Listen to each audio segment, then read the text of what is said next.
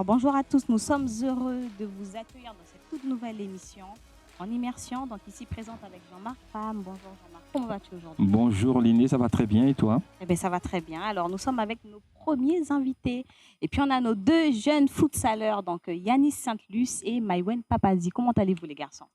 Bonjour à tous. Moi, ça va, ça va, ça va. Bonjour, ça va de même. Alors Georges Pindar ici présent, accompagné de Stéphane Durbano et de Gilles Clos. Alors on va faire le tour tout à l'heure justement autour de cette petite table de ce fauteuil Jean-Marc. Et on va commencer par nos deux futsaleurs qui, nous le rappelons, partent pour la métropole et vont intégrer le pôle espoir de futsal à Lyon. Alors les garçons, pouvez-vous vous présenter rapidement? Moi, c'est Mayouen Papadji. J'ai 15 ans. Je joue au club de l'AS Rémière et puis par chance, je suis très heureux de partir au Pôle France Futsal. Alors par chance ou par travail? Un peu des deux aussi. Un peu des deux. Yanis? Je m'appelle Yanis Saint-Luce, je joue à Loyola. J'ai commencé le football à 4 ans. J'ai pu intégrer l'IFAS il y a 2 ans. Pendant ces 2 années, on a pu faire différentes détections, différentes tournées qui nous ont préparés pour l'avenir, qui ont pu nous faire voir et du coup finir là où on va aller l'année prochaine. Et voilà. Alors les garçons, la question primordiale de l'émission, pourquoi le football? On va dire que c'est une question d'instinct. Quand tu joues au foot pour la première fois, si c'est ton sport, tu le sais. Si c'est pas, personnellement, c'est comme ça que je l'ai ressenti pour moi. Maïwen? Moi, vraiment, c'est par rapport à ce que je voyais à la télé. J'ai un joueur, c'est mon idole, Neymar. Donc, tout ce qu'il faisait sur le terrain, ça m'inspirait et puis ça me motivait. Alors actuellement, si vous devez vous identifier justement à un joueur, vous avez tous, je pense, un joueur favori, ce serait lequel? Moi, j'aurais dit Nuno Mendes, parce qu'il est gaucher comme moi et qu'au foot à 11, il est latéral comme moi. Et comme il joue au Paris Saint-Germain et que c'est mon club préféré. C'est Mike Maignan par rapport au poste. Je suis gardien. Du coup, c'est avec lui que je m'identifie le plus. Alors, vous avez déjà établi un beau parcours. On est cependant au début du parcours. Quelle est votre philosophie de jeu? Qu'est-ce qui a fait qu'aujourd'hui, selon vous, vous avez pu être détecté pour pouvoir partir en métropole? Moi, j'ai été une première fois m'entraîner avec le Pôle France par rapport à une tournée avec l'IFAS. Et je pense que c'est ce qui m'a fait me faire voir une première fois. Puis une deuxième fois quand nous sommes partis en mai. Et voilà. Moi, j'ai pu faire de nombreuses détections. Une première qui a lieu en Guyane avec quelques sélectionneurs de foot à 11. Il y a dû en avoir 2 en Guyane. Ensuite, j'ai eu la chance de partir à Clairefontaine pour un concours où j'ai fini 8e. Et après, la dernière échéance, c'était au Pôle France. Et on a eu des entretiens footballistiquement, scolairement. Et sur mes résultats, sur ce que j'ai pu leur montrer, ils ont été satisfaits et j'ai été pris. Alors, on le rappelle, vous êtes quand même très jeune. Pour cette rentrée donc, du mois de septembre, vous allez intégrer la classe de seconde, donc à Lyon. Qu'est-ce qui vous inquiète le plus dans ce déménagement, dans ce grand changement? Moi, ce qui m'inquiète le plus, c'est on m'a fait part que le niveau en France et le niveau en Guyane n'étaient pas le même, scolairement. Et footballistiquement, rien ne m'inquiète. J'y vais à la foulée. Et puis, si on peut aller le plus loin possible, on va aller le plus loin possible. Moi, je dirais que c'est l'éloignement familial. Parce que moi, je serai loin de ma famille qui est en Guyane. Moi, je serai en France. Il y aura quand même ma mamie, mais ce sera compliqué. Et sportivement, je pense que c'est le changement de sport. Parce que c'est pas du tout la même chose. Le futsal et le football, c'est vraiment 2 sports qui semblent similaires, mais c'est vraiment différent quand on le joue. Très bien. Donc, vous avez vos coachs ici présents qui vous ont suivi. Donc, à l'IFAS, donc je fais bien évidemment référence à Stéphane Durbano et Gilles Clos. Et puis, justement, on va parler de détection avec Jean-Marc. On va parler de détection également, l'inné dans un contexte particulier. Ici en Guyane, déjà, je vais m'adresser un petit peu aux jeunes et puis on va faire le tour de la table également avec Georges Pindar, avec Stéphane Durbano. Georges Pindar qui est, on le rappelle, coach du MFC, donc le Montjoly Football Club également, coach de la sélection avec de nombreuses qualifications et de victoires avec la sélection de futsal ici en Guyane, il faut le rappeler. Et également une grosse expérience du côté des Antilles également, donc avec plusieurs équipes, mais aussi en individuel. Pour rappeler le parcours de Georges Médard. Stéphane Durbano, qui nous vient de la métropole également, qui est à la tête de l'IFAS, qui justement fait office de directeur pour le recrutement, pour les entraînements, pour la gestion, pour le développement, pour les objectifs également des gamins qui intègrent l'IFAS. Et puis Gilles Clos, qui est également diplômé également de sport, d'entraîneur, de coaching, à l'IFAS également, qui fait partie également des demandes du foot à 11, mais aussi du futsal. Il faut rappeler que Gilles Clos, c'est un ancien de l'ASC Rémire. Il est toujours d'ailleurs certainement à l'ASC Rémire, un club qu'il a vu naître au niveau du football. Donc on va faire un peu un tour de la table avant de parler de ce contexte également en Guyane. On a à peu près 10 minutes pour parler de ce contexte du football guyanais. Vous êtes des jeunes, vous n'avez pas connu de ce qui se passait auparavant, les 20, les 15 dernières années. Comment est-ce que vous définissez un petit peu le contexte du football guyanais aujourd'hui, de ce que vous voyez de la sélection des Yanadoko, mais du football de R1, de R2 et également de votre catégorie? Est-ce que vous vous intéressez à tout ce football qui se fait ici en Guyane ou seulement votre catégorie, ce qui se passe autour pour vous? Comment est-ce que vous voyez? On va commencer par M. Papadi Malouane pour avoir ses impressions sur le football guyanais. Moi, spécialement, je ne suis pas particulièrement intéressé par les seniors, plus ma catégorie. Et en tout cas, j'ai eu la chance d'être sur classe en U17. Et le football guyanais est plutôt un football très physique. Et jouer sur le soleil chaud, c'est pas forcément facile tout le temps. Donc, pour moi, le football guyanais était quand même un très beau football. Il y a beaucoup de talents ici. Et je pense qu'on peut tous exploiter nos talents si on travaille beaucoup. Si on travaille beaucoup. On va parler avec M. Saint-Luce également. On parlait de Mac Maignan aujourd'hui, qui est un référent pour toi. Est-ce qu'au niveau du football guyanais, les gardiens, on t'en a parlé? Est-ce que tes parents t'en ont parlé? Des Roger Canu, de Carmélien, voire de Bernard Lama, bien sûr, qui a été l'apothéose des gardiens de but guyanais. Mais est-ce que dans les alentours du football guyanais, tu as des connaissances? Est-ce que aussi tu regardes les gardiens aujourd'hui? Et est-ce qu'avant d'intégrer l'IFAS, tu as connu, par exemple, Sport Elite avec M. Merrill, qui entraînait les gardiens? Est-ce qu'il y a d'autres écoles de gardiens qui t'ont attiré ou que tu as connu dans ton environnement du football guyanais? Moi, j'étais à Yana Sport Elite, qui est le sport de Rudy Merrill. C'est lui qui m'a vraiment, on va dire, entraîné, spécialement dans ce domaine-là. Après, c'est vrai que quand on parle Guyane, niveau football, on parle surtout de gardiens. Parce que c'est vraiment là qu'on a pu voir beaucoup de gardiens sortir du département. Et je pense que c'est vraiment un atout parce je pense qu'en Guyane, on a dans nos gènes le physique pour faire gardien à mon goût. Et voilà. Pour parler justement plus profondément, aujourd'hui c'est Donovan Léon, qui est le gardien de Ligue 1 de la GOXR, qui est en sélection également de Guyane. De l'autre côté, Malouane nous disait qu'il ne regardait pas tellement le football de R1.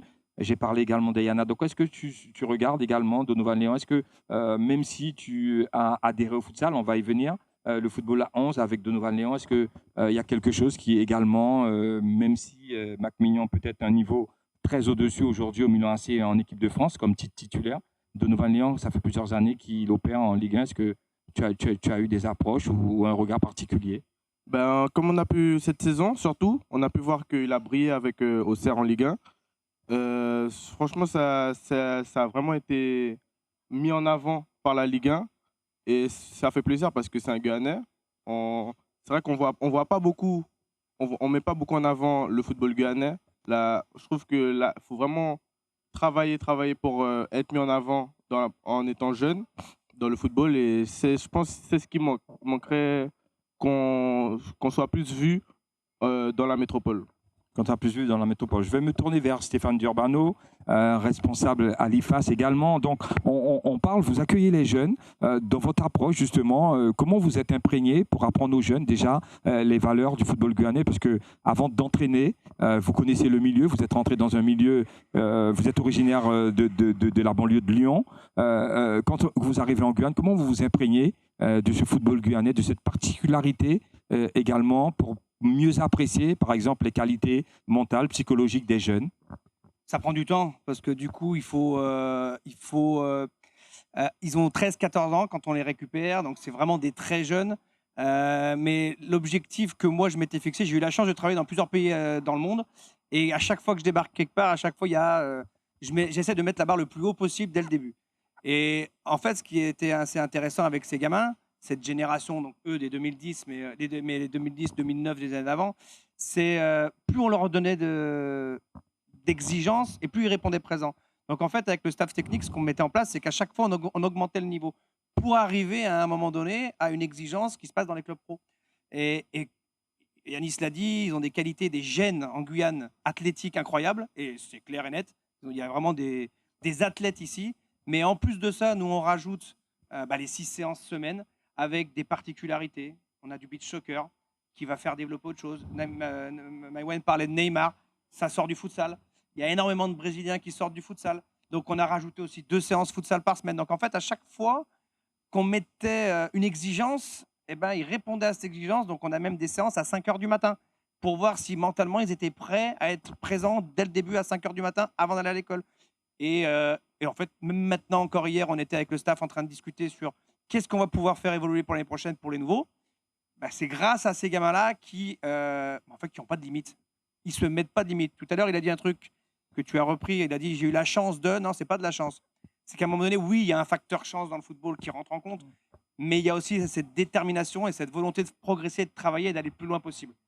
D'aller le plus loin possible. On va passer le micro à Georges Médard avant de revenir avec, bien sûr, Stéphane Diobano garde le micro. On parle de détection de joueurs quand on discute ici de détection, mais surtout d'encadrement. Toi qui étais dans l'encadrement, parce que ce sont 2 jeunes qui étaient forcément au foot à 11, qui ont une reconversion vers le foot, vers le futsal, comme Liné l'a présenté, vers le Pôle Espoir de Lyon.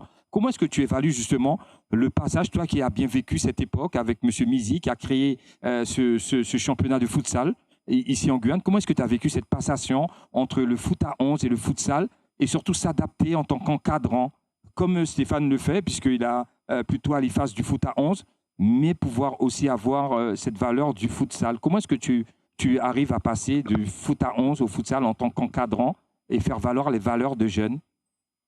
Alors, un formateur FIFA me disait le ballon, il est rond partout.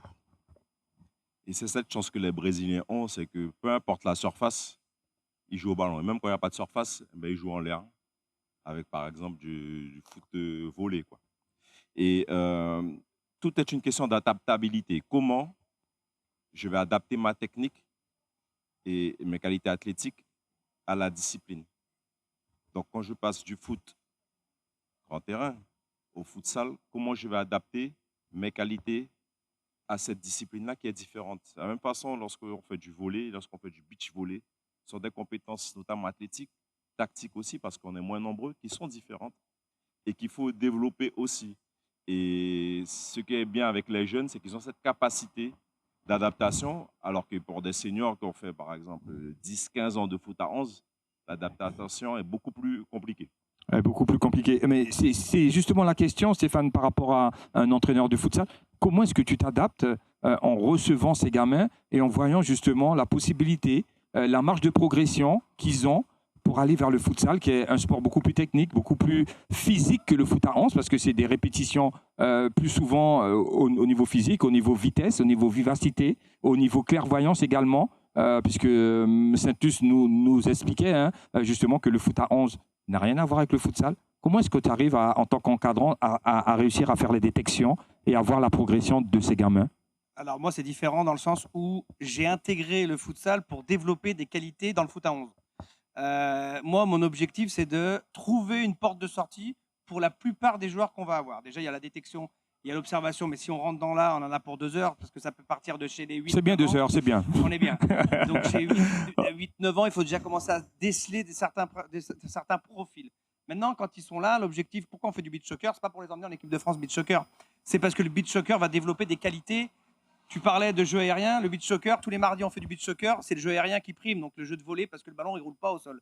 Donc il faut le mettre en l'air. Le futsal, c'est différent. Le futsal va te créer dans les petits espaces cette qualité de je donne, je me déplace, d'explosivité, de vivacité, de qualité technique pure. Le ballon est plus lourd, rebondit moins. Donc quand on repasse après sur du foot à 11, on a une qualité de passe qui est différente quand on fait 2h30 de foot. Moi, comment je m'adapte? C'est simple. Je me sers des spécialistes que j'ai autour de moi. Je manage, voilà, j'entraîne, j'ai mon expérience, Mais je ne suis pas un spécialiste futsal. Le spécialiste futsal, il est là. Il y en avait un en Guyane, qui est le seul à avoir un diplôme futsal performance. Bah, quand je suis arrivé ici et que j'ai voulu mettre du futsal en place, bah, vers qui je me retourne? Vers quelqu'un qui a un diplôme pour enseigner ça. Alors oui, j'ai des connexions.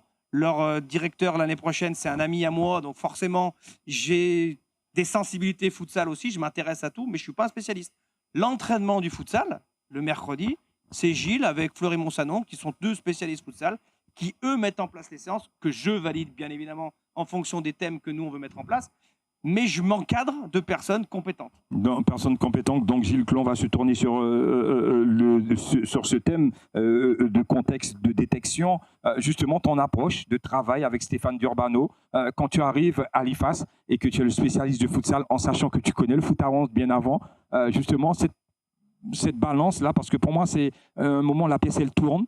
On n'est plus dans le foot à 11, on est dans une autre vie quand on est sur une petite surface, comme on dit à l'époque, où on joue au petit couloir.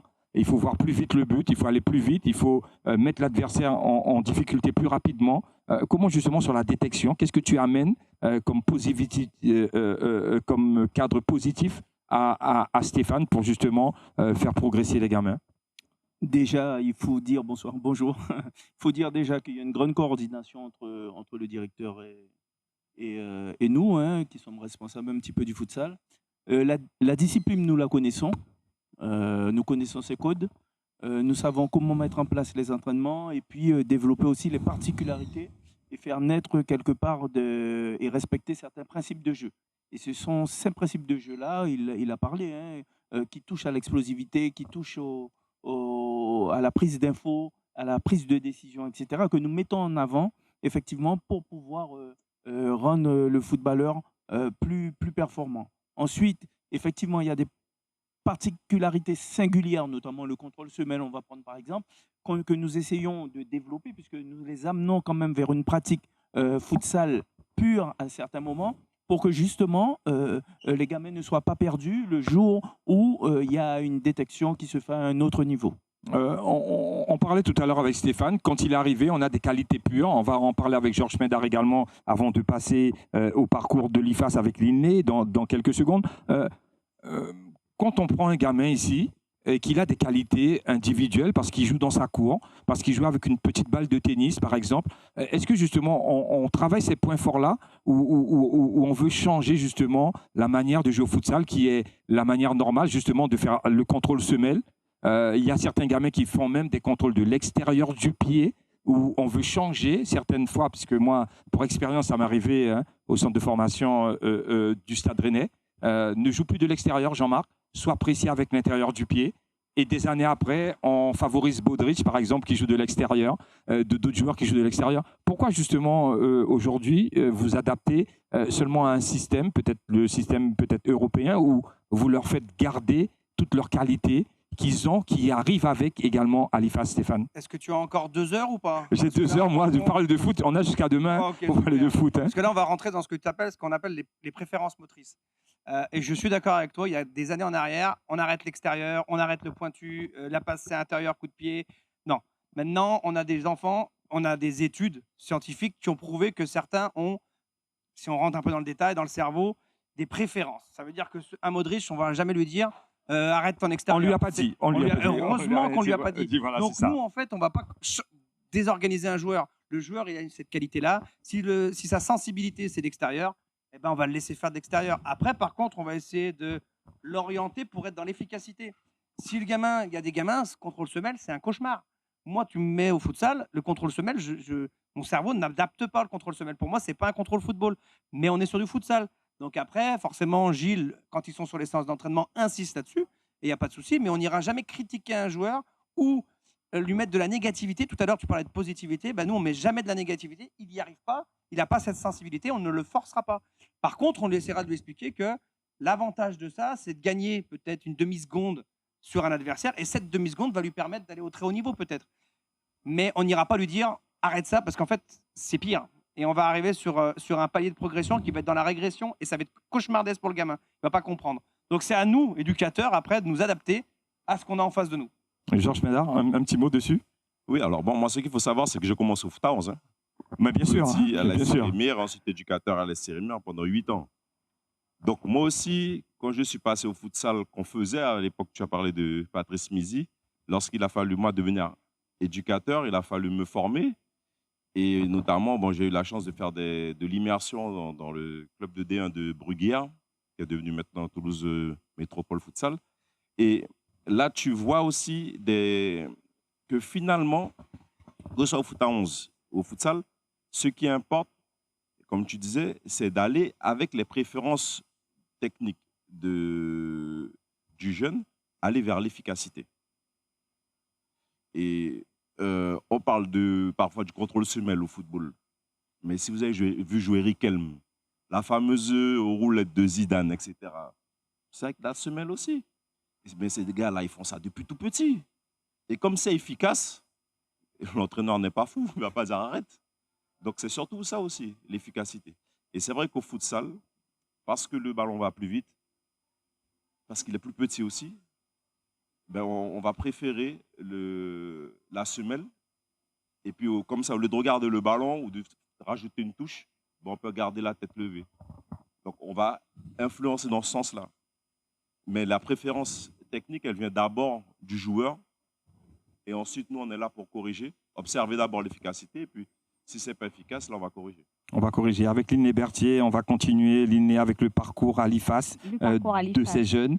Voilà, donc Linné. Alors, déjà, Stéphane et Gilles, je m'adresse à vous. Il y a un début. Donc là, ils ont été détectés. Ils vont partir au pôle Espoir, donc à Lyon. Mais le début, c'est ici. C'est en Guyane. Sur quel fait vous allez vous baser? Comment on fait pour recruter des jeunes pour les faire intégrer l'IFAS? Quelle est la démarche? Quel est le parcours? Le parcours, il est long. Sur la génération qui va rentrer cette année, il y a une année complète de détection, d'observation. Il y a le parcours fédéral, on appelle ça le PPF, et dans le PPF, il y a l'observation à partir de 11 ans. Donc, moi, tous les samedis, je suis sur les terrains le matin. Donc, je suis sur les matchs U11, les matchs U13. On a une organisation à la Ligue avec des conseillers techniques sur Cayenne et qui a sur le secteur Kourou-Cayenne. On a quelqu'un aussi à l'ouest. On a du monde qui travaille. Il y a une proximité aussi avec beaucoup de clubs. Et l'objectif, c'est de cibler déjà à 10-11 ans des bons profils. C'est quoi un bon profil? Déjà, c'est un profil qui n'est pas gêné avec un ballon. Ça, c'est la première chose. C'est plus facile à observer. Mais après, l'objectif, c'est de suivre ces gamins jusqu'à 12-13 ans et voir où ils en sont à 13 ans. Parce qu'après 13 ans, c'est la bascule. U13, quand ils rentrent à l'IFAS, ils sont U14. Et quand on voit l'année dernière, j'ai ciblé 189 gamins nés en 2012. Donc, qui rentrent cette année à l'IFAS. 193, moi, j'ai que 8 places. Donc, à un moment donné, il y a toute une organisation avec une équipe technique. Sur la dernière détection, quand on a fait venir les 15 derniers joueurs, il y avait 7 coachs. Donc, en fait, c'est des personnes qui sont toute la saison en train d'observer, en train de regarder. Et après, on met tout bout à bout pour arriver à trouver les bons profils. C'est quoi un bon profil?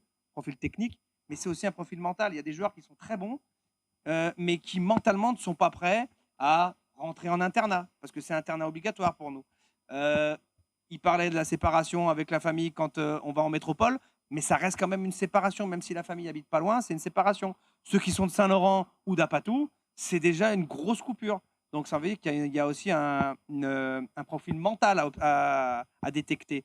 Donc toutes ces choses-là, on ne peut pas l'avoir en 10 minutes. C'est vraiment un processus qui se crée sur... Moi, ça fait que 2 ans que je suis là, mais c'est quelque chose qui doit être mis en place pendant 4-5 ans, le suivi d'un gamin. Et bien évidemment, je reviens sur le dernier point, qui est le niveau scolaire. Même si c'est ça qui a été un grand changement grâce au collège Gérard Holder et à l'IFAS, c'est que maintenant, on a décidé de faire un sport-études. Ça veut dire que les gamins ont école le matin de 7h à 12h. Et c'est aux scolaires de s'adapter aux sportifs. En gros, il y a quelques temps en arrière, peut-être pas ici, mais ailleurs, on disait si tu n'as pas 12 de moyenne, tu ne viens pas. Mais ce n'est pas possible. Au football, comme dans tous les sports, les meilleurs joueurs ne sont pas forcément ceux qui sont le plus, entre guillemets, câblés scolairement. Mais on doit les accompagner. Et donc, l'éducation nationale, via les systèmes des sports-études, a mis en place des suivis scolaires. Il y en a certains qui n'ont pas eu beaucoup de suivi scolaire, parce que là, on a des bons profils scolaires. Mais tu en as d'autres. L'année dernière, la salle de suivi scolaire, ils savaient exactement où elle est, parce qu'ils y allaient tous les jours. Mais c'est notre accompagnement aussi. Justement, ce n'est pas un mythe, parce qu'on entend souvent les parents dire aux enfants, alors, tu veux devenir footballeur, par contre, l'école, ça doit suivre. Ce n'est pas un mythe, hein. Vraiment, le contexte scolaire est réellement pris en charge. Ça veut dire que c'est l'obligation d'avoir le brevet, déjà. C'est un minimum. Ça veut dire que le gamin qui arrive chez nous, on a un exemple que je ne citerai pas, mais qui arrivait avec 8 de moyenne, ça y est, il est à 12. Mais pas à 12 parce qu'en fait, c'est individualiser le travail. Il n'était pas mauvais, sauf qu'il avait une capacité différente à comprendre dans une classe. Donc, les cours particuliers qu'il faisait, c'était apprendre à réapprendre. Et donc, on ciblait. Il y a des personnes ici, ils n'ont pas besoin de savoir comment apprendre une leçon. Ils sont câblés, ils savent faire. Il y en a d'autres qui ont plus de difficultés. Mais une fois qu'on leur donne les moyens, c'est comme la préférence motrice et technique. Si le gamin il a un souci de comprendre parce qu'il n'est pas auditif, il est visuel, eh ben, l'école, le scolaire doit s'adapter. Parce que, je redis mon chiffre basique que vous devez comprendre, vous devez connaître par cœur, mais 0,001% de leur génération va être sportif de haut niveau. Donc, et 7% vont être avocats. Donc, à un moment donné, il vaut mieux commencer à être prêt à faire des études plutôt que tout miser sur le sportif. C'est trop dangereux et trop risqué. Lorsqu'on signe à l'IFAS, est-ce que c'est sur quelle période déjà on signe? Alors, partant du principe, et je reviens sur ce que tu disais qui était justement très intéressant, partant du principe que l'enfant il signe à l'IFAS, il rentre à l'IFAS, niveau sportivement parlant, ça se passe très bien, mais durant la première année, on voit qu'au niveau scolaire, il y a un petit souci. Alors, quelle sera la perspective pour l'avenir de l'enfant, notamment pour l'année suivante? Encore une fois, ça dépendra de plein de choses, d'autres critères. Sportivement, s'il est très bon, évidemment qu'on va continuer à essayer de travailler avec lui. Scolairement, s'il a des difficultés, on va l'accompagner scolairement. On n'en fera peut-être pas un bachelier, mais c'est pas grave, on va quand même l'accompagner sur quelque chose. Mais après, il y a un troisième point qui rentre en compte, c'est le comportement. Ça veut dire que s'il fait aucun effort et qu'il a aucune envie, ça veut dire que mentalement, il n'est pas prêt à faire des efforts. Donc, s'il n'est pas prêt à faire des efforts pour le scolaire, à un moment donné, quand ça coincera au niveau sportif dans le très haut niveau, est-ce qu'il sera capable de faire ces efforts-là? C'est pas encore arrivé qu'au foot, je me débarrasse entre guillemets de quelqu'un comme ça, parce que j'en ai pas eu. Mais par contre, tu disais combien de temps on signe à l'IFAS? On signe pas 2 ans. Ça veut dire que moi, chaque année, depuis que je suis là, ça fait 2 ans, chaque année, en fin d'année, je dis à des gamins, désolé, l'année prochaine, on ne reconduit pas en internat. Alors après, on trouve d'autres solutions. On discute avec les parents aussi, parce que c'est jamais facile de dire à quelqu'un à 13-14 ans, c'est terminé. On trouve une solution, ça peut être de l'externat, ça peut être un accompagnement différent. Mais voilà, avec tout le monde, il y a un accompagnement général avec toutes les parties possibles. Mais comme j'aime bien le dire souvent, on n'est plus dans le social. On fait du social. Encore ce matin, j'en ai fait des heures pour des papiers de bus. Mais à un moment donné, il faut, c'est l'exigence maximum dans tout. Très bien. À Maïwen, Yanis, donc vous allez quitter l'IFAS, mais vous avez quand même pu intégrer l'IFAS. Alors, comment se déroule une journée type à l'IFAS? Ça se passe comment là-bas? Journée type à l'IFAS, tous les matins, on se lève, en tout cas pour ma part, je me lève à 5 heures. Vers 7h, 7h30, il y a le petit déjeuner. Ensuite, on va directement en cours. On finit d'habitude à midi, mais c'est en fonction de nos horaires. Ensuite, on va à la cantine pour manger. Juste après, c'est directement en chambre pour faire la sieste. Ensuite, de 14h à 15h, de 14h à 15h, on a la sieste. Non, on a études surveillées, voilà. Et le reste de la journée, on a entraînement et puis après, après les entraînements, on retourne à l'IFAS, on mange et puis on a un temps libre jusqu'à 21h. Alors, Yanis, au-delà du sport, qu'est-ce que l'IFAS t'a apporté? L'IFAS m'a déjà préparé pour, comme on l'a dit, c'est un internat. Donc on nous prépare déjà à se séparer de la famille, petit à petit, mais ce sera quand même compliqué. Ça nous a apporté déjà l'adaptation, parce que quand on parle sport-études, là, cette année, ils ont vraiment adapté pour nous. On n'a pas à se déplacer jusqu'au collège, on a vraiment cours à au sein de l'IFAS. Et ça nous a vraiment, on va dire, apporté quelque chose. Ça nous a apporté un manque, que ce soit sur la fatigue ou quoi que ce soit, et ça a peut-être pu jouer sur nos performances. Est-ce qu'il t'est arrivé parfois d'avoir des moments de doute? C'est trop difficile, ils sont peut-être trop exigeants. Est-ce que ça t'arrive de te remettre en question? C'est normal, on aura toujours des moments de doute, mais l'IFAS nous a aussi préparé mentalement. On a un suivi mental et c'est ce qui nous a permis de rebondir, on voit jamais le verre à moitié vide, toujours à moitié plein. Et c'est vraiment ce qui nous a poussé à réussir. Alors, Gilles, je reviens vers toi. Donc, c'est un tremplin, c'est une passerelle.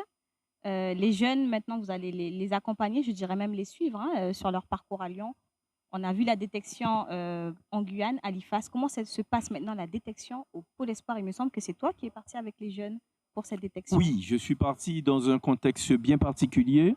Et effectivement, j'ai accompagné les jeunes et j'ai eu la possibilité de même faire partie du jury, ce qui est exceptionnel et c'était très bien.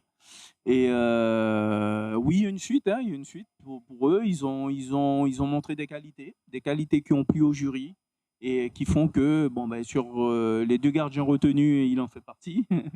Et c'est sur les 7 autres joueurs retenus, il en fait partie Alors, également. comment se passe la détection là-bas? Sur la base de quoi on va se dire, eh ben, tiens, ces 2 jeunes Guyanais sont arrivés en détection, eh ben, nous, on les veut au Pôle Espoir. Sur la base de quoi vous êtes basé justement pour pouvoir les détecter? Ben, sur les qualités, sachez qu'il n'y a pas de cadeau, hein. Vous avez beau être Guyanais, Lensois, tout ce que il n'y a pas de cadeau. C'est-à-dire que les joueurs sont observés. On a dit, hein, il a défini les facteurs de performance tout à l'heure, hein, que ce soit le mental, le physique, le technique ou Le comportement. oui, voilà, ou les techniques. Bon, voilà, donc et puis il y a le comportement, il y a le côté scolaire. Maïwen le disait tout à l'heure, hein, ils ont subi un certain nombre de tests, ils ont eu un certain nombre de réunions, et tout ça, ben, ça pesait dans la balance. C'était des points en plus ou des points en moins pour certains. Et puis bon, ça se base beaucoup sur l'observation. Ils ont enchaîné des entraînements, ils ont enchaîné des matchs aussi, et puis on a pu voir leur qualité.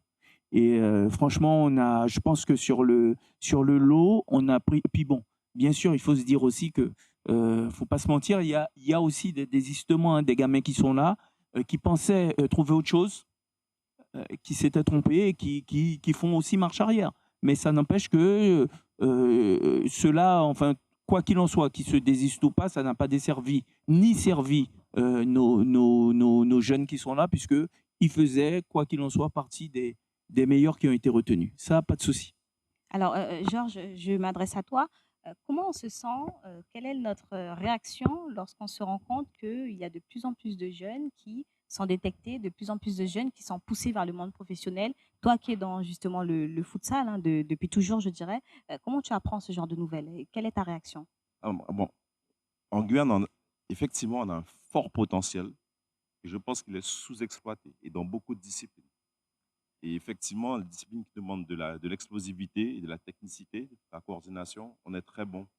Et après, il faut les infrastructures, il faut les structures et puis aussi que les clubs comprennent que, moi c'est mon avis, hein, que le but, ce n'est pas d'être champion U11 ou U12 ou U13, c'est de former le plus possible les jeunes, leur donner toutes les compétences possibles pour que lorsqu'ils arrivent vers les 13 ans, qu'ils puissent se faire remarquer par exemple par l'IFAS ou autre. Et puis, il ne faut pas oublier aussi qu'on a la chance d'être dans un bassin où ça parle football, ça parle futsal. Et il faut développer, je pense, les connexions avec le Brésil. Le meilleur joueur de futsal qu'on a là en Guyane, ça fait longtemps qu'on n'avait pas eu un joueur de ce niveau-là. Ben, il joue au Brésil, hein, au niveau. Et bon, le voir, on comprend. Et si vous voulez, les jeunes, plus ils auront de cette compétitivité-là, aussi locale, régionale, plus ils seront, je veux dire, gonflés au niveau des différentes compétences de ce qu'ils ont vu, pas seulement à la télé, et plus on aura des jeunes qui vont pouvoir pas seulement performer en Guyane, mais performer ailleurs. Parce que, et j'oublie le nom, en tout cas le référent de l'IFAS l'a dit, c'est que être bon en Guyane, ça ne sert à rien. Si on veut aller vers une carrière pro, il faudra être bon là-bas, il faudra être parmi les meilleurs là-bas chaque année. Et puis on parle d'adaptabilité sur le terrain, il y a l'adaptabilité aussi de l'autre côté. Le froid, la nourriture qui est différente. On va y venir avec les parents dans quelques instants. C'est vrai que pour moi, il y a un gros potentiel dans beaucoup de disciplines. Le sport et études, l'IFAS, ce sont des structures qui sont indispensables pour valoriser ça. Mais après, il faut vraiment qu'on ne se contente pas de dire « Ah, il est bon dans tel club ». Il faut qu'on puisse aller le plus profond possible pour pouvoir après laisser ces jeunes s'exprimer au haut niveau. Moi, je pense que vraiment, malgré le fait qu'on soit un petit territoire, qu'on a capacité à produire des joueurs compétents. Oui, Très pour- bien. Je me permets de juste rebondir là-dessus parce que ce que tu dis, c'est on l'a montré l'année dernière, ce qu'on a organisé, tu parles de froid et de choses comme ça. On a organisé une tournée de 10 jours à Lyon en plein mois de novembre où il faisait froid, n'est-ce pas, messieurs? Mais en jouant contre des clubs pro, donc l'OL, Saint-Etienne, tout ça, et ils ont gagné ces matchs-là. Donc, et après, à un moment donné, c'est se dire, voilà, le matin, on arrivait, ils avaient des bonnets, des gants, des blousons. Et est-ce que vous êtes prêts à ça? On y retourne là, cette année, mais justement, c'est est-ce que vous êtes prêts à affronter ces conditions-là sur une saison complète? Et ça, c'est pas évident. On va recevoir les parents dans quelques instants. Je vais juste votre avis pour terminer, avant de recevoir les parents, Malouane Papadi et bien sûr Yanis Saint-Luce, sur cette relation, ce lien avec les coéquipiers, mais surtout avec les coachs. Parce que vous allez les quitter, je pense qu'il y a une certaine émotion, vous avez vécu quelque chose. Faites-nous vraiment ressentir ce... ils sont là, hein, c'est l'occasion justement de le leur dire. Vous les avez vus, ils vous ont peut-être engueulé, hein, mais positivement, ils vous ont accompagné, ils vous ont souri, vous avez peut-être eu des mots par moment ou des moments faibles et des moments forts. Faites-nous savoir un peu, faites-nous vivre un peu cette émotion de la vie, puisque vous allez bientôt rentrer au pôle espoir. Comment ça s'est passé avec les coachs, avec vos coéquipiers rapidement? En tout cas, moi, avec mes coéquipiers, tout se passait bien. On se considérait comme une famille, comme on était tout le temps ensemble. Et avec les coachs, ça se passait encore mieux. Ils nous encourageaient, ils nous motivaient, ils nous disaient ce qui était bien, ce qui n'était pas bien dans les bons moments. Pour ma part, Stéphane Durbano m'a beaucoup aidé. Et je pense qu'il y a notre travail, mais avec leur travail aussi, on a pu arriver jusqu'ici. Yanis Saint-Luce? Comme Maïn l'a dit, on a été une vraie famille parce que, mine de rien, ça fait 2 ans qu'on est ensemble, qu'on se voit quasiment tous les jours. On a été vraiment une famille qui a su nous pousser. On a chacun su se pousser pour aller toujours vers le haut. Et j'aimerais remercier que ce soit mes coéquipiers, mes coachs dans tout ça, pour ces 2 ans. On dit que M. Durbano, il lâche rien, il est toujours là, il attrape, il lâche pas. Un vrai pitbull. Comment est-ce que vous qualifiez le coach? Ah, Pitbull, c'était le mot parfait. Voilà, mais c'est ce qu'on m'a dit. Voilà, merci beaucoup. Jusqu'au bout. Merci à vous. On va recevoir les parents. Merci les coachs. On n'en a pas fini, hein. Bien sûr. On se retrouve dans peut-être d'autres émissions avec Bien eux sûr. à venir en immersion avec l'INLE. Parfait. On va recevoir les parents de Yanis Saint-Luce et de Malouane Papadi avec nous tout de suite dans l'émission en immersion avec l'INLE, Berthier, bien sûr, et Jean-Marc Faham. Eh bien, Jean-Marc, ça se passe très bien, hein. Vraiment, le grand départ. Ah oui, le très grand départ pour ces jeunes. En ce moment même, on va... Le Voilà. départ pour les jeunes et puis bien sûr Oui. l'émotion pour la famille, Jean-Marc. Bien sûr, la famille autour, qu'en pense-t-il? Comment ils ont accompagné, bien sûr, leur enfant pendant ces 2 ans? Quels ont été les efforts faits? Quels ont été les moments clés de décision? Donc, il y a eu plusieurs étapes. On va vivre ça avec les parents en face des enfants, parents-enfants, voilà, tout simplement. Ils vont prendre le micro et on va continuer avec, bien sûr, M. Papadi avec nous. Bonjour. Micro, s'il vous plaît. Vous pouvez vous Bonjour. présenter. Monsieur Papadi, je suis le père de Maïwen Papadi. Voilà. Et voilà. Alors, c'est le grand saut, hein, pour votre garçon, le saut justement vers la métropole, le saut aussi vers le monde professionnel. Vous l'avez vu grandir, vous l'avez peut-être même dirigé. Quand tout a commencé pour lui, vous étiez sûrement présent et maintenant vous voyez votre garçon partir. Quelle émotion, qu'est-ce que vous avez ressenti lorsqu'on vous a dit, écoutez, votre garçon, votre fils, eh ben, il s'en va à Lyon? Bon, bah, déjà pas mal de fierté. Et puis après, je veux dire que quand on est motivé et quand on a envie de prouver qu'on est capable de performer au meilleur niveau, on doit se comparer à ce qui se fait de mieux à l'extérieur. Donc là, pour moi, c'est une étape. C'est-à-dire que dans son accomplissement en tant qu'homme, le fait de partir là-bas et de se comparer et d'être en compétition avec les meilleurs, ça va lui permettre de voir effectivement si c'est vraiment ce qu'il veut faire. Donc c'est un apprentissage, c'est une étape à passer. Donc je le vois comme ça, très sobre. Par contre, en termes de fierté, c'est-à-dire qu'il n'y a pas... Tout le monde malheureusement n'a pas la chance en Guyane de pouvoir représenter, alors qu'on a pas mal de talents. Je pense que toute sa génération mériterait, vraiment, objectivement. Alors, il n'y a pas beaucoup d'élus. Maintenant, il va falloir représenter dignement ses origines. Alors, au-delà de l'émotion et de la fierté ressentie, Est-ce qu'en tant que papa, bon, mon garçon, il n'a pas encore 18 ans, est-ce qu'on n'a pas quelques craintes, quelques doutes concernant ce départ? Est-ce que déjà vous faites partie de ces parents qui vont suivre ou qui se disent, bon, eh ben, je le laisse, il sera bien encadré, je vais le laisser partir, ça va bien se passer? Moi, c'est cool, hein, moi. C'est-à-dire depuis, non, non, depuis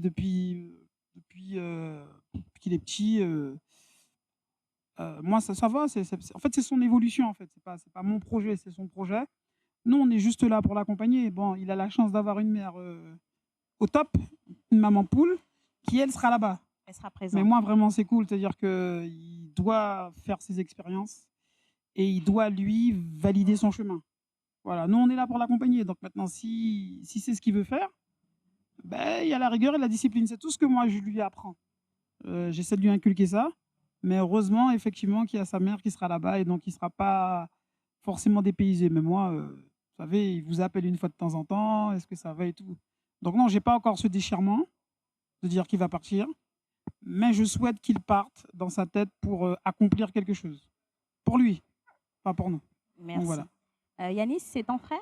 Ton frère ici présent, donc il va se présenter. Alors Yanis, le petit frère qui s'en va, qui quitte la maison, qu'est-ce qu'on ressent à ce moment? Alors, bonjour. Déjà, pareil que Monsieur Papadi, donc beaucoup de fierté parce que ben, c'est mon petit frère, je l'ai vu grandir, je l'ai vu commencer le foot. Donc, je le vois grandir mentalement et je trouve qu'il a acquéri la maturité pour partir et pas seulement moi, mes parents aussi. Donc voilà, beaucoup de fierté de mon côté. Et voilà, après, c'est à lui de continuer le travail. Donc voilà, je sais qu'il est conscient de la montagne qu'il a à franchir et je suis sûr qu'il est prêt. Et voilà, je lui souhaite le meilleur pour la suite. Et c'est pareil, hein, encore une fois, très fier, très fier. Alors Jean-Marc, tu l'as mon vécu petit frère. aussi ce dépaysement, hein? Ce Quand on est jeune dépaysement. comme ça, Non, dépaysement. ce dépaysement, ça dépend, comme M. Papadi le dit, on a des ambitions, on a peut-être qu'une seule chose, avoir envie de jouer au foot, tout simplement. Et lorsqu'on part comme ça, jeune, on laisse ses frères, c'est sûr, parce que j'ai eu la chance d'avoir un grand frère et une grande sœur, on laisse ses parents, on laisse son territoire, avec le seul objectif, c'est de voir le ballon là-bas et la pelouse. Et c'est en arrivant là-bas qu'on découvre toutes les difficultés, qu'on commence à grandir, qu'on commence à se dire, mais non, mais on ne s'attendait pas à ça. Et même des moments où on peut se retrouver, surtout en hiver, surtout quand on a les mains, les bouts des doigts gelés, ils vont jouer au futsal, ils ont encore de la chance de jouer dans un hall couvert, mais de jouer en extérieur et d'avoir les pieds gelés et les mains gelées et ne pas savoir qu'il ne faut pas mettre de l'eau chaude parce qu'on va encore plus avoir mal. Par exemple, ce sont des petits détails qu'on ne vous dit pas quand on part. C'est un apprentissage où on pleure, mais on aime le ballon tellement plus qu'autre chose que tout devient dérisoire, toutes les douleurs deviennent dérisoires parce qu'on n'a besoin que de ça. Et j'espère qu'ils sont habités par ça, hein, tout simplement, puisque justement ce choc culturel, on n'a pas l'habitude ici de manger que des pâtes pendant une semaine ou des pommes de terre à l'eau pendant une semaine. Mais dans la préparation, c'est ça. Dans la préparation, c'est que ça. Le petit déjeuner, il n'y a pas de beurre, il n'y a pas trop de sucre. Donc, ce sont des choses qui disparaissent de notre vie comme ça, où on s'adapte parce qu'on veut réussir. Et tous les tests qu'ils pourront faire après, les tests physiques, les tests sanguins, pour voir par rapport à leur groupe sanguin quelle alimentation qui est meilleure pour qu'ils puissent avoir des performances, ils vont s'adapter parce qu'ils veulent le ballon et être titulaire. Tout simplement, comme le papa dit, ça résume ça. Donc, Monsieur Papa dit justement sur ce choc culturel, la maman sera là, mais on sait également que le côté masculin, le côté humain, surtout pour le football, il est important. Enfin, moi, je l'ai vécu comme ça. Le côté du manque du père, Effectivement. il est très important. Peut-être que vous ne l'avez pas encore parce qu'il est là, vous le voyez. Mais à un moment donné, oui, la maman est là, oui, la maman a un poteau mi-temps, oui, la maman sera à cheval sur certaines choses ou va laisser une douceur sur autre chose. Mais le papa, c'est le choc culturel plus important que tout ce que je viens de dénoncer à l'inné, le froid, la nourriture autre. Comment justement vous allez peut-être anticiper, combler ce moment donné, peut-être que vous allez peut-être le ressentir, peut-être que c'est lui qui va le ressentir, il ne va pas le dire. Comment ça se comble, justement, comment vous anticipez ces moments, justement, de doute que peut-être il aura, ou de juste entendre votre voix pour avoir un réconfort pour aller plus loin? Déjà, c'est comme quand il est ici, c'est-à-dire qu'en fait, on a déjà un petit peu dans ce processus où il est à l'IFAS. Il était à l'IFAS pendant 2 ans, donc il n'était pas là pendant la semaine. et on le voit le week-end. Donc, moi, j'ai une manière, une approche très, très pragmatique des choses. Et en fait, je lui mens pas. C'est-à-dire que je lui mens pas, je lui dis les vérités, je lui dis les choses telles qu'elles sont. Je lui dis, bah, écoute, si tu veux faire du foot, bah, à ton âge, bah, attention aux filles, attention au comportement, les révisions. C'est-à-dire que bah, tu veux jouer au foot, mais l'école, c'est le plus important. C'est pas parce que tu travailles bien à l'école que tu es intelligent. C'est pas parce que tu es bon maintenant que tu vas forcément réussir. En fait, je lui dis les choses et puis bon, ben, ils ont un outil qu'ils appellent le téléphone avec tous les éléments. Donc, je le bombarde d'informations. D'accord. Et puis, c'est à lui de voir ce qu'il prend, ce qu'il prend pas et comment. En fait, je le pousse à réfléchir. C'est ma façon de voir. Je le pousse à analyser. Alors, il comprend peut-être pas certaines choses maintenant. C'est comme moi quand j'étais jeune, je comprenais pas tout. Mais l'objectif, je pense, d'un père dans le parcours de son enfant, peu importe, c'est soi-même d'être exemplaire. C'est-à-dire d'essayer de lui montrer comment le monde fonctionne et lui dire des vérités. C'est-à-dire que là, il va aller en France, il n'est pas chez lui, il ne connaît pas les gens, il ne connaît pas la culture différente. Et surtout, ben, en fait, il est guyanais, quoi. Et la plupart des gens là-bas, ils ne connaissent pas les Guyanais. Donc, mieux vaut connaître un Guyanais et dire que ouais, il est bon. Donc, il va à Lyon, ils connaissent Malouda, quoi. Mais est-ce qu'ils savent d'où provient Malouda, où il a été formé et tout ça? Donc, c'est à lui de s'imposer et d'expliquer à ses adversaires, à ses collègues qui il est. Et ça se construit. Nouvel environnement, Voilà. bien sûr. Bendar, je vois le sourire en coin. Oui, allez-y, l'aîné avec Georges. Oui, en fait, la figure du père dans le processus de développement, hein, elle est fondamentale. D'abord, c'est le père aimant, et puis après, le père quand on est en opposition. Et chez les sportifs, le rôle de l'entraîneur, homme ou femme, hein, est fondamental parce que c'est un deuxième papa. Et là, lorsque on quitte la Guyane, il va trouver un autre papa. L'idéal, c'est que ce soit l'entraîneur et non pas les mauvaises personnes, entre guillemets. Quand je dis mauvaises personnes, ce sont les personnes qui vont faire dévier, parce que ça peut être un ami, hein, mais qui va te dire, oh, nous sautons, non. Alors que là, non, il ne faut pas sauter. Toi, tu as un objectif. Et l'objectif, ce n'est pas de bien faire l'année prochaine, c'est de bien faire chaque année, chaque année, chaque année.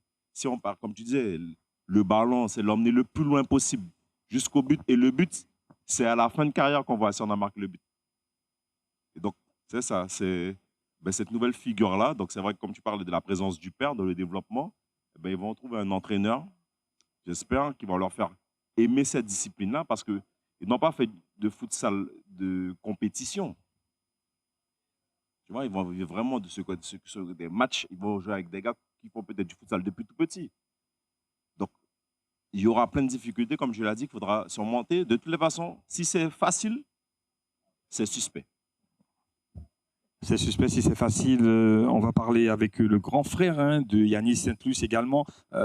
Tu t'es pas présenté pour nos téléspectateurs. Écoutez, moi, c'est c'est Angel Saint-Luce. Angel Saint-Luce, voilà. Ça. Donc, je suis le grand frère de Yanis. Voilà, le grand frère. Oui, ça, tu nous l'as bien dit. En tant que grand frère, protecteur, justement, ton frère va partir. Un nouvel environnement, on vient de le stipuler. Il y aura les premiers matchs. La famille veut être là, veut être présent là. On est au début du mois de septembre là. Voilà, il y aura ça, les entraînements sont faits, ils seront prêts à jouer les premiers matchs. Le soutien au bord du terrain, dans les tribunes, au bord de la main courante, pour pouvoir justement montrer qu'on est là, on est présent, même sans un mot. Justement, c'est important. Comment justement la famille va le vivre avec ton papa, avec ta maman, autour de ton petit frère? Écoutez, nous on a la chance d'avoir une famille très soudée. Donc, on le soutiendra quoi qu'il arrive, hein, même s'il faut se réveiller à des heures par rapport au décalage horaire, etc. On va le soutenir quoi qu'il arrive. Je pense qu'il a tout le temps eu notre soutien dans n'importe quel choix à faire. C'est ça on a été éduqués dans ce sens-là. Et donc, oui, la distance, là, comme vous avez dit, l'IFAS, il n'était pas à la maison pendant la semaine, on le voyait que le week-end. Et là, ce sera pas 6 mois, pendant 6 mois de l'année, on ne va pas le voir.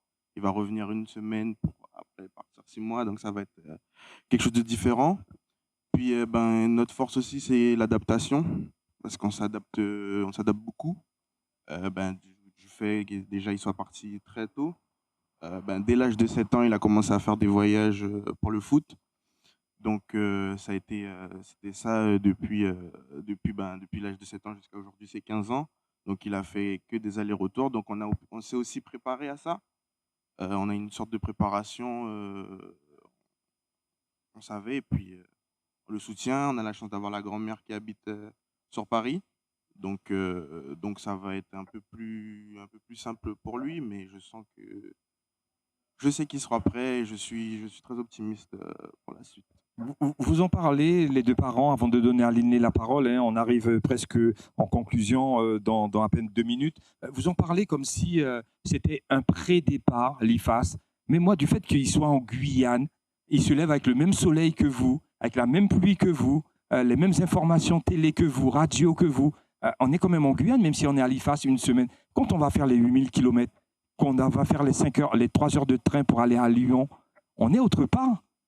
On est complètement autre part. C'est pas le même soleil, c'est pas le même lever. On voit pas les mêmes personnes, les mêmes couleurs de personnes. Donc, ce pré-départ, on dirait que vous l'avez déjà bien appréhendé, Monsieur Papadji. Pour ma part, oui, parce qu'en fait, c'est son choix. C'est le choix du sportif de haut niveau. C'est-à-dire que malheureusement, pour nous, dans le milieu dans lequel ils excellent tous les deux, il faut partir. C'est-à-dire que si tu veux être un grand, si tu veux perdurer dans ta discipline et apprendre, il faut partir. Donc, ce qui était bien avec l'IFAS, c'est pour ça qu'il faut féliciter aussi ce type de dispositif-là, c'est qu'on les a déjà préparés à ne plus être sous la tutelle de papa, maman, tout le temps. Donc, en fait, nous, on a un regard, mais en fait, la semaine, c'est l'IFAS qui gère. Donc, il y a les entraîneurs, il y a les préparateurs physiques, c'est très structuré. Donc, effectivement, comme a dit Monsieur Pindar, oui, nous, on est là, mais on est là en tant que spectateur, supporter. Et puis, quand on rentre à la maison, écoute, tu vas faire la vaisselle, tu vas faire ça. Mais à l'IFAS, c'est structuré. C'est-à-dire que lorsqu'il va partir, ce qu'on demande, en fait, nous, c'est à ce qu'ils grandissent en tant qu'homme, en tant que personne. C'est ça. Et donc, c'est une expérience qu'ils vont acquérir. Et que si ça se passe bien ou si c'est pas mal, c'est tout bénef pour eux. Donc, moi, pour ma part, je ne vois pas la difficulté qu'ils vont vivre, puisque je ne vais pas la vivre. Voilà. Merci Voilà. Monsieur Papadji pour bien stipuler avant que Linné clôture cette émission, hein, l'Institut Formation et Accès au Sport, l'IFAS, donc pour ceux justement qui nous le demandent, hein, l'Institut de Formation et Accès au Sport qui a accueilli ces 2 jeunes hommes qui vont partir vers le pôle Linné. Je te laisse conclure. Alors, les garçons, avant de conclure, si vous devez résumer votre aventure à l'IFAS en 3 mots, quels seraient ces 3 mots? En 3 mots, excellence, réussite, plaisir. Yanis? Objectif, famille et plaisir aussi. Et si maintenant vous devriez adresser un message aux jeunes qui aimeraient s'aventurer, qui aimeraient même débuter le football, qui ont des doutes, des hésitations, quel sera le message que vous allez leur transmettre? Le message que j'aimerais leur transmettre, c'est que faut jamais abandonner. Si tu cherches quelque chose, si tu as un objectif, il faut se donner les moyens pour. Si tu peux perdre des choses, tu peux échouer des fois même. Mais ce ne sera jamais un réel échec parce que tu auras appris quelque chose et c'est vraiment ce qui va te pousser à aller vers le haut. Et c'est ce que j'aimerais leur dire, ne jamais abandonner pour ce que tu aimes. Merci, Maïwen. Merci. Moi, pareil que lui, ne jamais abandonner et surtout de croire en ses rêves. Si tu penses que tu peux le faire, fais-le. N'abandonne jamais, ne t'arrête pas et puis va jusqu'au bout. N'abandonne jamais, Merci. ça sera le mot de la fin pour Le mot de clôturer la Linné. fin. Donc, nous étions en immersion dans cette toute première émission, toute première diffusion. Et on remercie bien évidemment nos jeunes futsaleurs qui sont en destination pour Lyon. Donc, très bien. Félicitations à vous les garçons et puis merci aux membres de la famille, merci aux représentants, aux encadrants qui ont suivi bien évidemment ces jeunes, d'autres jeunes et qui continuent d'œuvrer pour la Guyane. Merci beaucoup Jean-Marc. Merci Linné. On se retrouve une prochaine émission en immersion avec Linné Berthier et Jean-Marc Fabre.